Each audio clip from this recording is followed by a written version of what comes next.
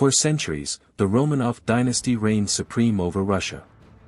But as the 20th century dawned, the foundations of their autocratic power began to crumble. Tsar Nicholas II inherited a vast empire and a tradition of absolute rule.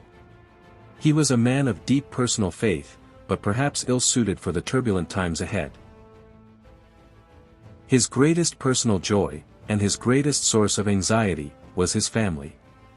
The hemophilia of his son, Alexei, cast a long shadow of fear over the imperial household. The influence of Grigory Rasputin, a self-proclaimed holy man, grew alarmingly within the court. His perceived healing powers over Alexei made him indispensable to the empress. Beneath the gilded surface of Romanov power, discontent simmered. Industrialization brought social unrest and radical ideas began to gain traction among the populace. The outbreak of World War I in 1914 proved to be a catastrophic turning point. Russia, ill-prepared and poorly equipped, suffered devastating losses. In a fateful decision, Nicholas II took personal command of the army. This removed him from the capital and left the government increasingly in the hands of the Empress and Rasputin. By February 1917, the strain was too much. Riots erupted in Petrograd, fueled by hunger and war weariness. Soldiers began to mutiny, siding with the people. Facing widespread rebellion and the desertion of his own troops, Nicholas II was forced to abdicate. The 300-year reign of the Romanovs was over. A provisional government was formed, promising a new era of democracy. But the war continued, and the fundamental issues plaguing Russia remained unresolved. The family was placed under house arrest at their summer residence, the Alexander Palace. Their former lives of privilege were replaced by confinement and uncertainty. Meanwhile, radical factions, particularly the Bolsheviks led by Vladimir Lenin, gained momentum, promising peace, land, and bread. In October 1917, the Bolsheviks seized power in a swift and decisive coup, plunging Russia into further upheaval and civil war.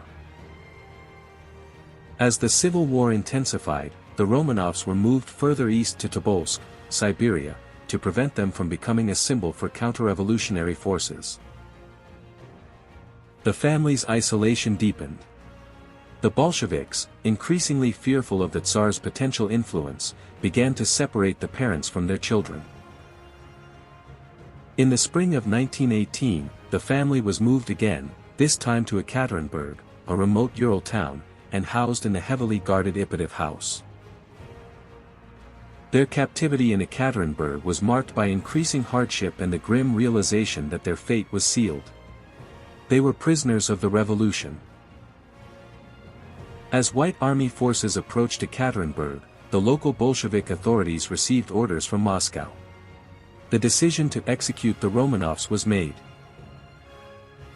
In the early hours of July 17, 1918, the imperial family was led to the basement of the Ipatiev house. They were told they were being evacuated.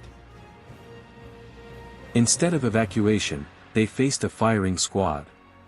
The shots echoed through the night, extinguishing the lives of Nicholas II, Empress Alexandra, and their 5 children.